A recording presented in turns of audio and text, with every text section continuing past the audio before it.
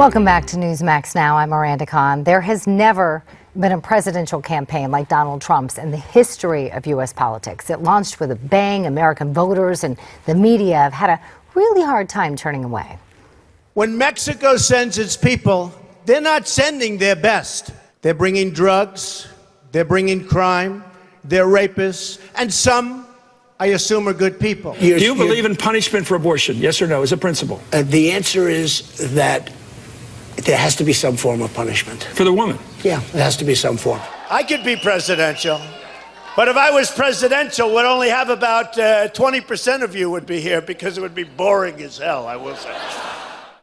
Trump campaign has left political insiders scratching their heads still, and fans of the Donald wanting more. A New York Magazine article offers just that.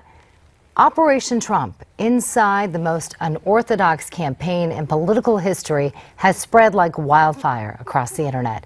An in-depth look at what could be keeping America interested in a campaign many pundits had long written off. And for more now, we welcome in the author of said article, Gabe Sherman, National Affairs Editor at the New Yorker Magazine. Good to have you with us, Gabe, as always. Good to be with you. All right, so I want to talk about this leverage that Trump supposedly has with Fox News, but I want to get your inside take on this because you've covered Fox a lot.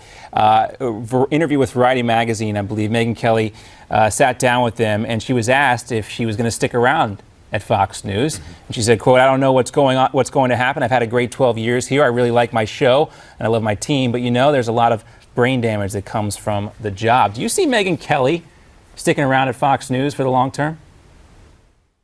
Well, clearly that quote you just read indicates that she's seriously contemplating leaving. And I think what's important to do is step back and make it clear that Megyn Kelly has been actively floating herself to bigger TV networks for the better part of a year now. There was a very big profile of her in Vanity Fair magazine, and when asked in that article, she said that she would like to do a Charlie Rose style show. And I think what we're seeing now is that she is rolling out and hanging a shingle, if you will, letting all the networks know what she wants to do so that when her contract expires, they can make a play for her. Yeah, if Fox wants to keep her, they're probably going to have to offer some sort of Charlie Rose show. Who wouldn't want one of those? Anyway, all of us would, but. Gabe, I want to go back to your article. John has just been raving about it. It's very detailed. I know you must have spent just a lot of time into it, and I really got a better understanding of Donald Trump, probably more than I ever have. How much work? I want to go through your process of learning about Donald Trump and how you were able to obtain this information. Well, I've been reporting on the Trump campaign, really since the beginning, since it launched in the summer of 15. And so it's been an ongoing and one of the most fascinating storylines for any political reporter covering this campaign. This piece really began in earnest about a month ago, where I decided, Donald Trump is on the verge of becoming the Republican nominee. He still has the best chance of the candidates in the race, and I wanted to understand how this team of outsiders, how his very small circle of advisors has pulled off the biggest political upset in modern history. And so I talked to everyone inside the campaign. I spent time with Donald Trump in his office at Trump Tower. I visited Trump campaign headquarters. I traveled to Florida, went to Mar-a-Lago, saw him on the stump.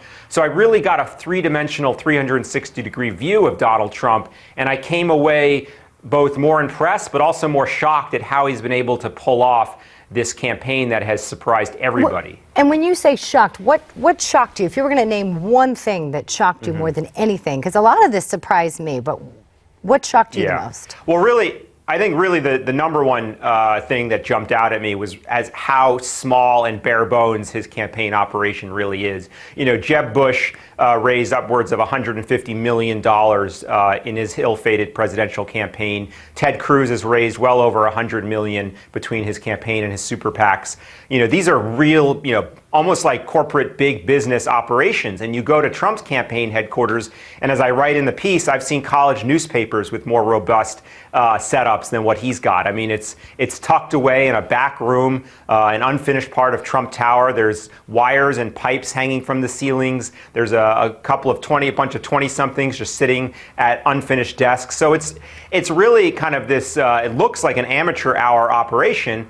But then you look at what he's been able to achieve, and he's made all of these high-priced consultants, frankly, look ridiculous. Right. So that's an amazing story. That's what I want to set out to do. And the question now is if that's starting to show in his campaign. You talk about the inner struggle between guys like Sam Nunberg and Roger Stone, who we talked to, who were encouraging Trump to build a real campaign organization, grassroots, with the organizing network. And Gabe, with that a minute to go, do you think, based on what you've seen, that Trump's cult of personality can trump that and overshadow that and actually take him to victory without the traditional campaign?